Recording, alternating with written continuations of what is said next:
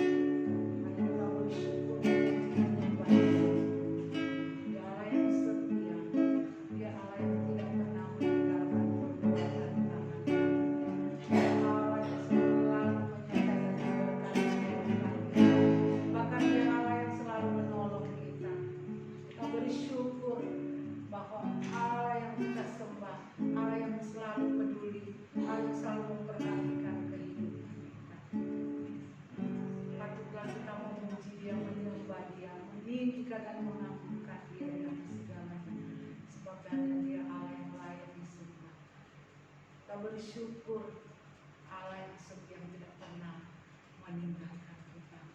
Terima kasih Tuhan. Terima kasih. Terima kasih Tuhan Yesus. Terima kasih kiranya prolongasi jamaah. Terima kasih Tuhan Yesus. Terima kasih.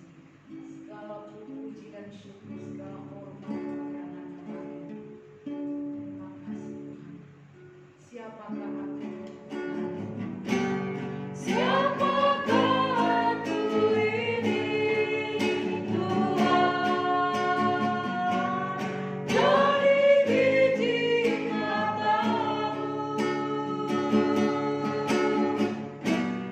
Dengan apakah ku harus Tuhan selain puji dan sembah Kau, selain puji dan sembah Kau, selain puji dan sembah Kau.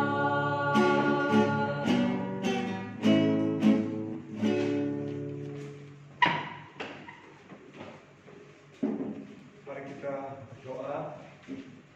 Allah Bapa yang bertahta di kerajaan surga, Allah pencipta langit, bumi, laut dan segala isinya yang kami sembah, kami puji, kami muliakan di dalam nama Tuhan Yesus Kristus. Kami bersyukur di hari ini boleh kami mengadakan persekutuan kaum perempuan perdana di tahun 2021. Dalam persekutuan ini kami mau mendengar firman Tuhan. Kami mau merenungkan firman Tuhan bersama.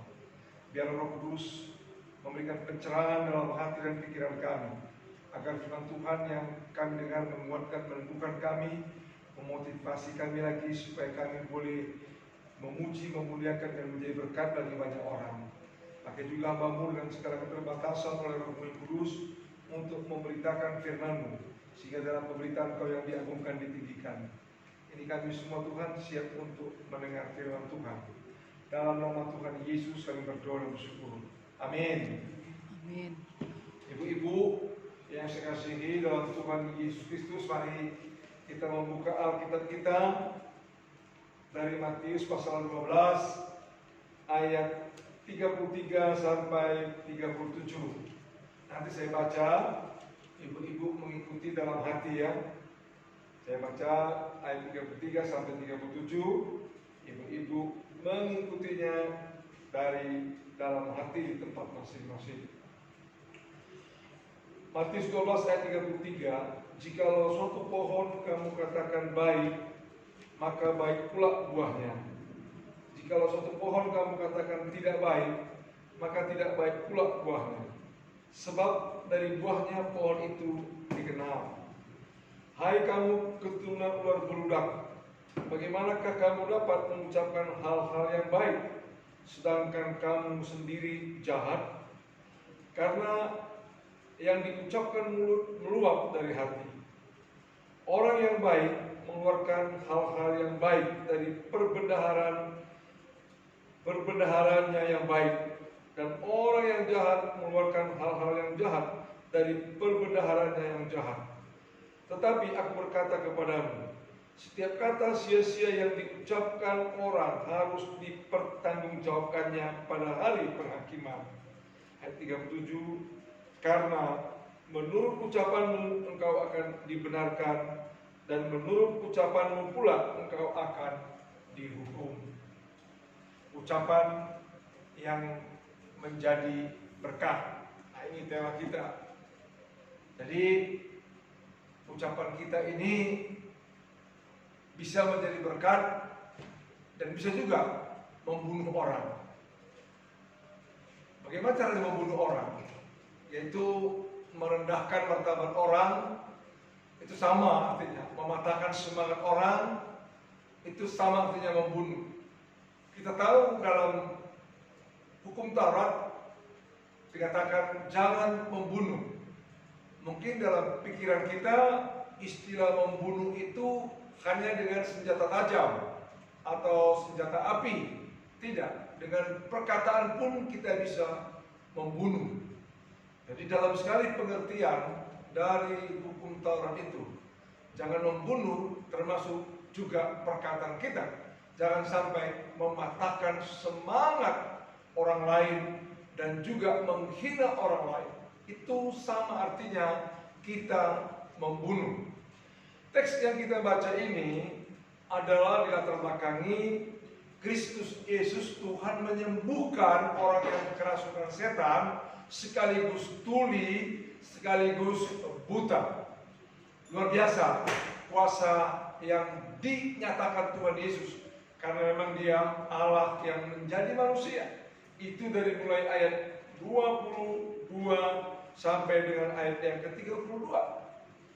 Di waktu Kristus menyembuhkan orang yang kerasukan setan ini serta yang buta dan yang tuli ini, ada dua orang yang menanggapi. Yang pertama takjub, ada yang takjub dan melihat sesuatu yang luar biasa.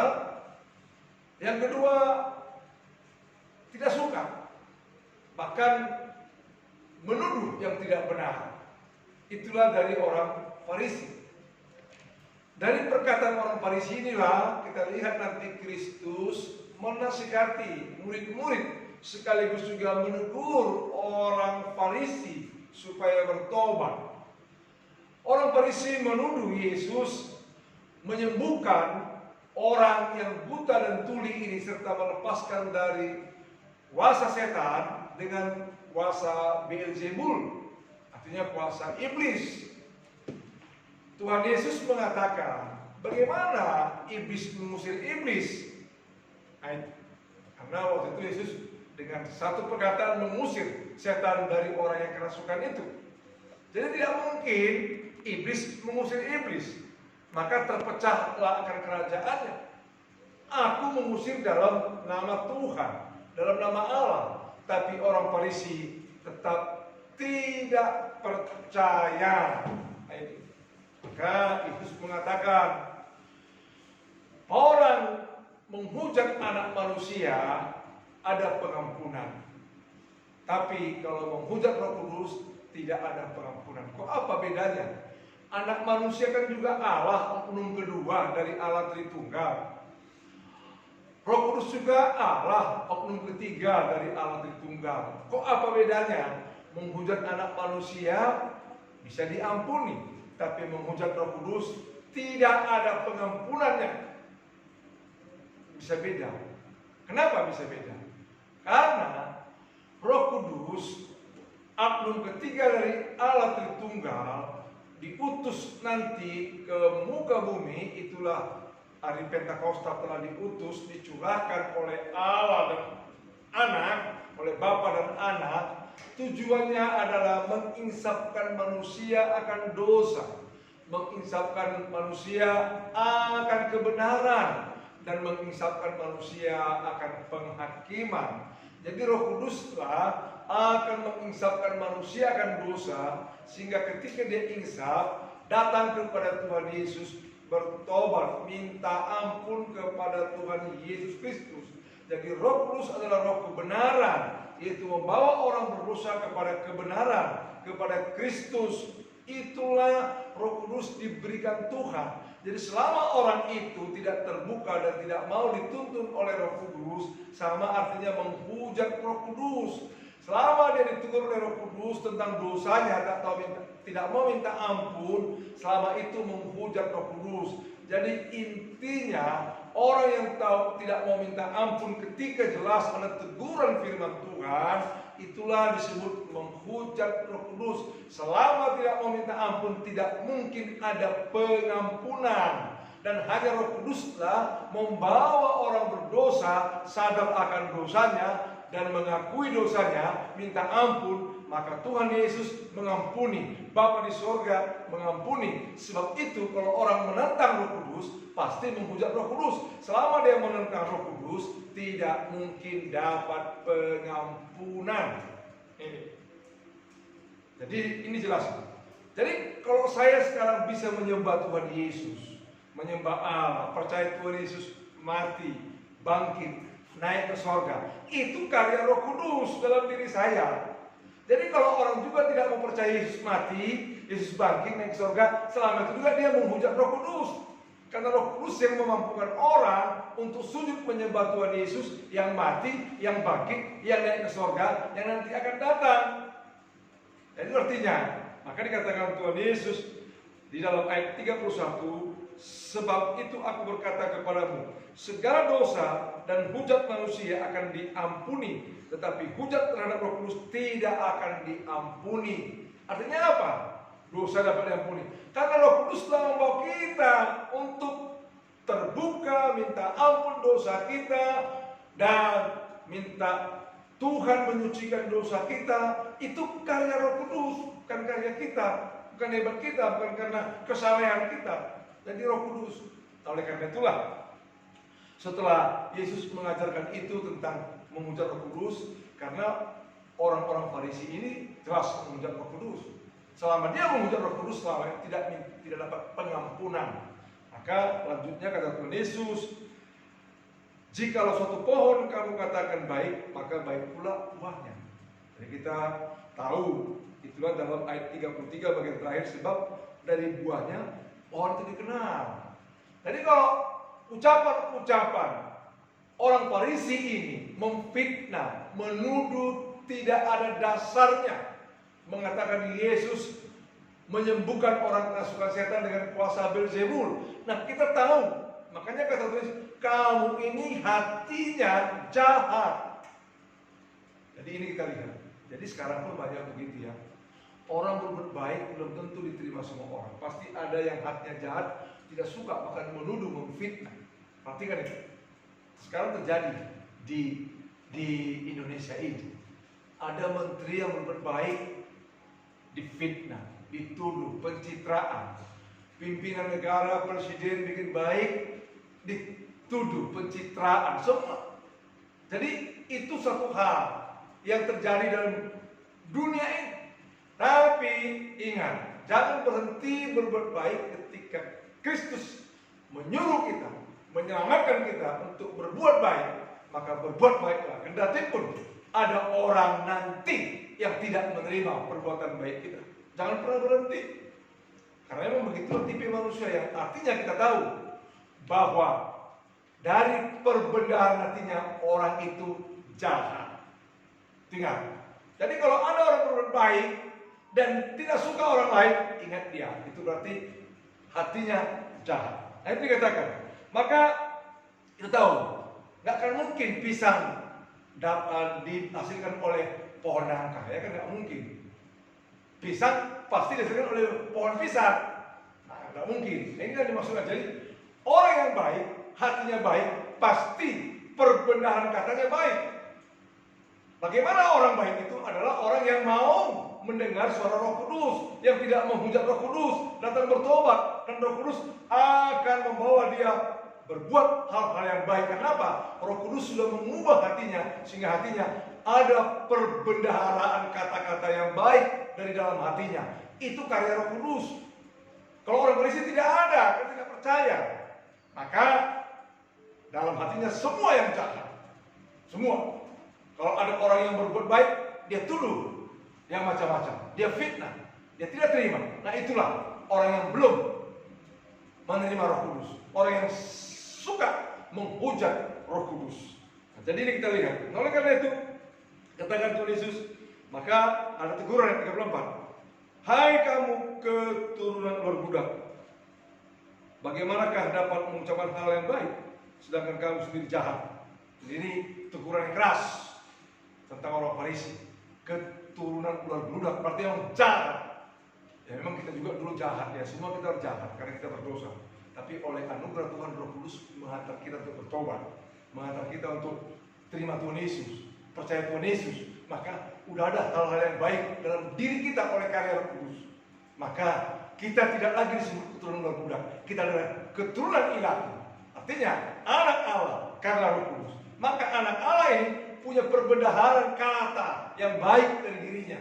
Jadi tidak boleh memfitnah, tidak boleh apalagi curiga, tidak boleh mengatakan hal yang tidak benar ketika ada orang berbaik. Terima dengan tulus orang berbaik.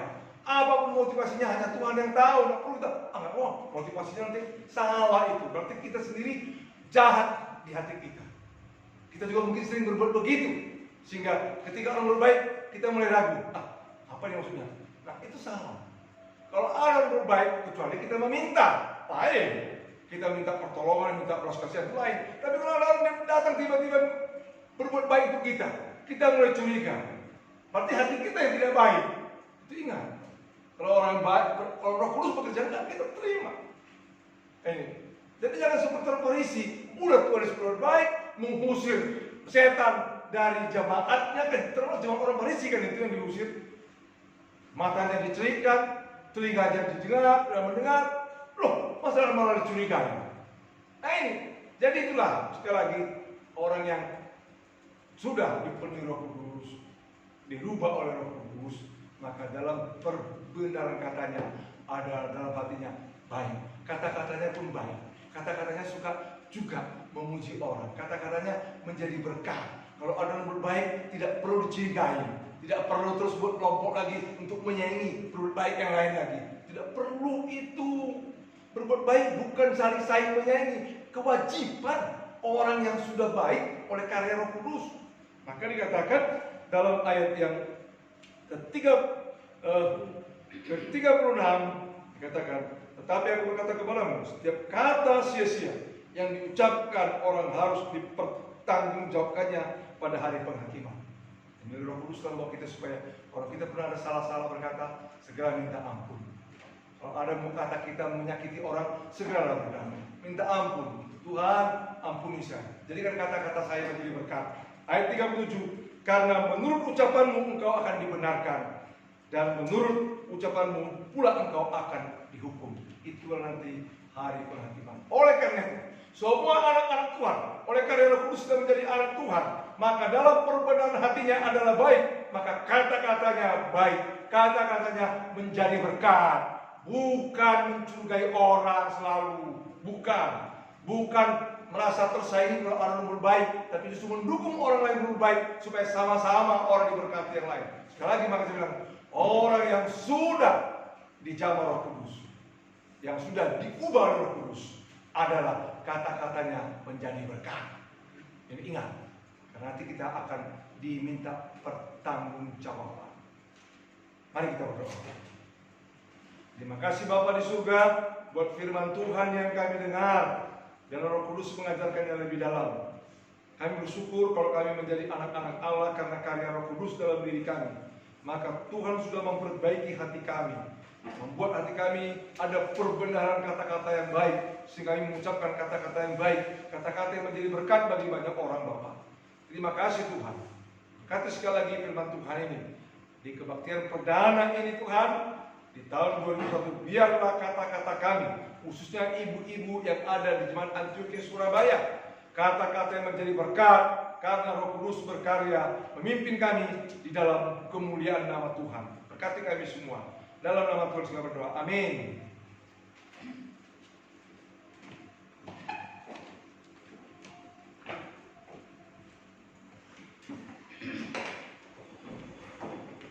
Puji Tuhan, saya percaya firman Tuhan sudah memberkati kita semua pada sore hari ini.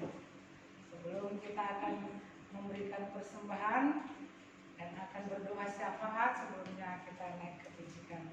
Betapa baiknya Engkau Tuhan, kita akan memberikan persembahan.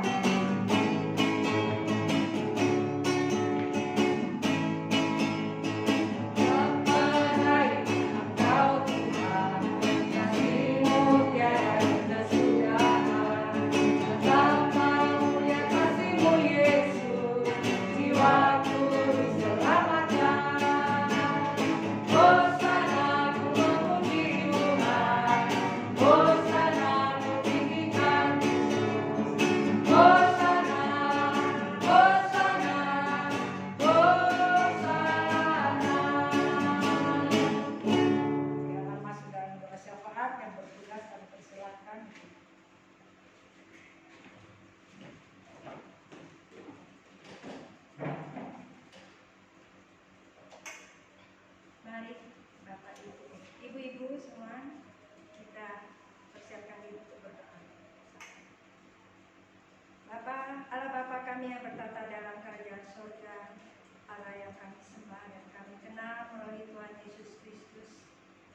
mengucap syukur atas pertolongan Tuhan dan penyertaan Tuhan.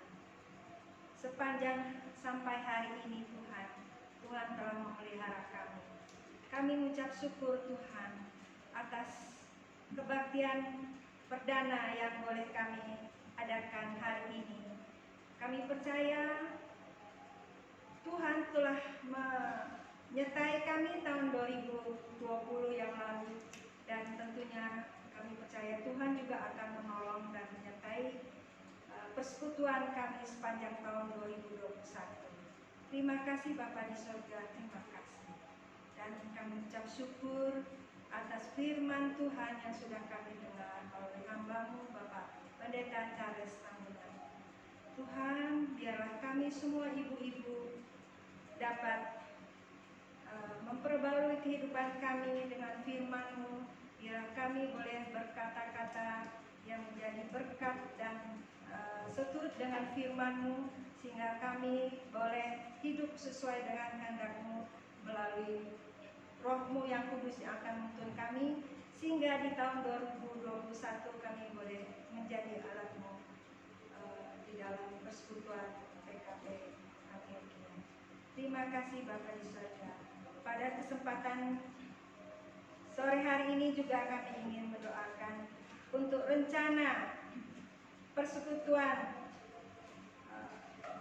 PKP gabungan wilayah 11 yang akan diadakan. Rencananya diadakan bulan Februari tanggal 11. Tuhan, biarlah rencana ini dapat diberkati dan dapat berjalan dengan baik, dan semua ibu-ibu dan gereja dapat mengikutinya dalam pelaksanaan ibadah persekutuan secara Zoom dapat terlaksana. Dan Tuhan akan menolong dan memberkati. Juga kami mendoakan untuk rencana persekutuan doa sedunia BKWKI wilayah selatan yang akan diadakan di bulan Maret di GMI Antioquia. Kiranya Tuhan juga akan menolong dan memberkati rencana tersebut, dan semuanya dapat diadakan seturut dan kehendak Tuhan. Dan biarlah semuanya panitia juga semua yang bertugas dapat mempersiapkan diri untuk persekutuan doa sedunia ini. Terima kasih Bapak di surga. Kami juga akan mendoakan untuk ibadah besok pagi Tuhan secara live streaming. Biar Tuhan sendiri juga akan mempersiapkan hamba-Mu yang akan menyampaikan firman Tuhan, para pemain musik, liturgis, dan semua yang bertugas, majelis yang bertugas. Biar Tuhan sendiri akan menolong dan mempersiapkan dengan baik, dan semua jemaat yang boleh hadir maksimum 30 orang juga Tuhan sendiri akan menolong mempersiapkan diri, dan juga seluruh jemaat yang tidak bisa hadir dapat mengikuti ibadah live streaming. Ya, Tuhan juga akan memberkati mempersiapkan untuk besok pagi, dan biarlah kami semua dapat yang hadir maupun yang tidak hadir diberkati oleh Tuhan dengan firman Tuhan. Terima kasih Bapak di surga. Juga untuk ibadah secara online, anak-anak sekolah minggu, Bakita, dan tunas remaja, kelas besar, Tuhan juga akan menolong dan memimpin hamba-hamba-Mu yang sudah dipercaya untuk menyampaikan firman Tuhan. Juga anak-anak sekolah minggu, juga tunas remaja dapat mengikutinya di rumah secara setia dan semangat untuk mendengar firman Tuhan. Kami juga mendoakan pada kesempatan hari ini untuk pemulihan Ibu Yanti Sopotan. Tuhan, Engkau beri kekuatan dan kesehatan yang baik, dan juga menghibur hati Ibu Yanti dan keluarga besar atas peninggalan orang tuanya, dan kami percaya semuanya Ibu Tuhan yang akan memulihkan. Terima kasih Bapak di surga. Juga untuk semua jemaat Antioquia, orang tua, dan jemaat yang sedang tidak enak badan, yang kiranya Tuhan juga akan menjamah mereka dan memulihkan mereka, dan percaya bahwa Tuhan senantiasa menolong dan memberi kesembuhan. Terima kasih Bapa di surga. Kami juga mendoakan untuk semua rencana persekutuan yang lain yang boleh kami laksanakan, rencana-rencana ke depan, biar Tuhan juga akan menolong. Untuk program tahun ini juga Tuhan akan menolong dapat dilaksanakan dengan baik dan dapat dibicarakan dengan baik pula.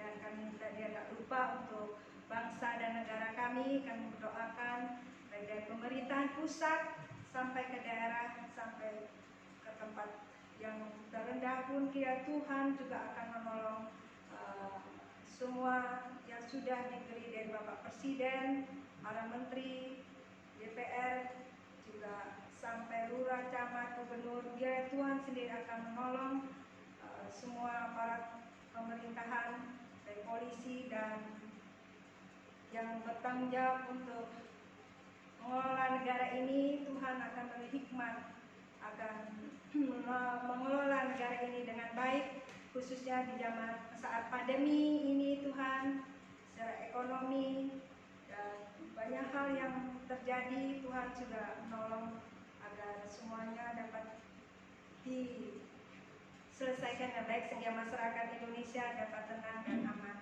dan secara adil. Khususnya untuk bencana alam, juga banjir, gempa bumi. Tuhan, kami hanya mohon belas kasih-Mu, biar semua yang terdampak secara langsung, biar Tuhan beri kekuatan, penghiburan juga, dan semua dapat ditangani oleh pemerintah daerah dalam hal ini yang sudah bertanggung jawab, dan siapapun yang sekitarnya juga Tuhan akan memberi perhatian bagi masyarakat yang terdampak tersebut. Ya Tuhan, kami hanya mendoakan dan mohon belas kasih-Mu Tuhan. Ya Tuhan sendiri akan campur tangan untuk masalah ini. Terima kasih Bapa di surga. Dan kami juga mendoakan untuk persembahan yang boleh kami berikan pada sore hari ini. Kiranya Tuhan memberkati persembahan ini sehingga boleh dapat dipakai untuk pelayanan di gereja Antioquia. Terima kasih Bapa di surga. Terima kasih semua doa yang boleh kami sampaikan. Kami menyerahkan semuanya ke dalam Tuhan saja yang akan menentukan dan menjawabnya tepat pada waktunya. Dan kami mengucap syukur hanya di dalam nama Tuhan Yesus Kristus yang telah mengajar kami berdoa. Bapa kami di surga, dikuduskanlah namamu, datanglah kerajaanmu, jadilah kehendakmu di bumi seperti di surga. Berikanlah kami hari kami dan ampunilah kami kesalahan seperti kami mengampuni kesalahan. Dan jangan bawa kami dalam pencobaan, tapi lepaskan kami dari jahat. Karena Engkau yang punya kerajaan, kuasa dan kemuliaan sampai selama-lamanya.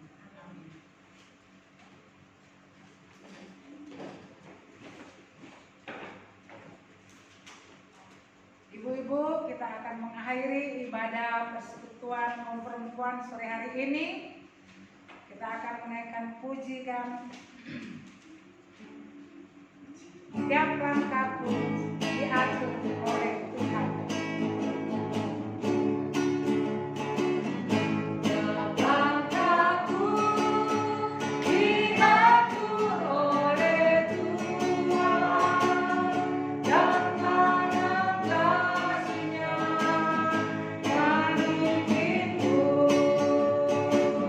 Di tengah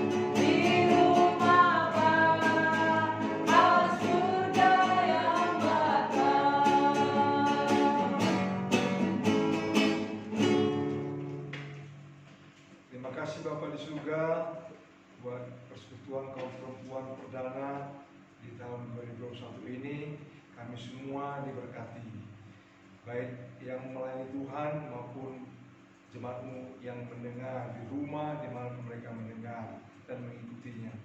Terima kasih Bapa, terpujilah Engkau. Kami akan melakukan segala kegiatan aktivitas kami lagi setelah kami mendengar atau ikut persekutuan ini. Biarlah Tuhan memberkati menyertai kami. Jemaat yang dikasihi dalam Tuhan, kembalilah ke tempatmu masing-masing dengan penuh sukacita. Serahkan hatimu kepada Tuhan senantiasa.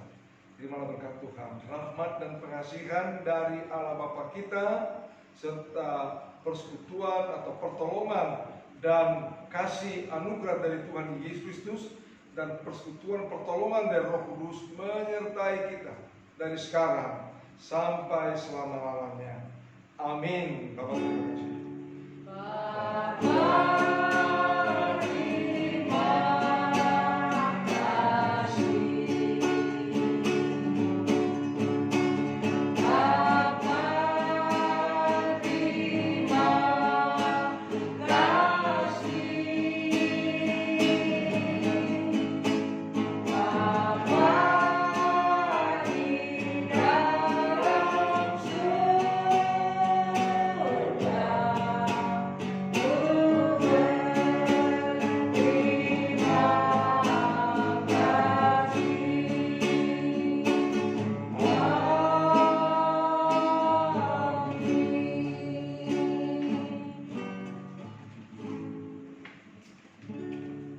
Demikianlah ibadah kita pada sore hari ini telah selesai. Terima kasih untuk Bapak Pendeta Charles yang boleh melayani sore hari ini. Terima kasih, Tuhan Yesus memberkati kita semua ibu-ibu. Selamat sore. Ya.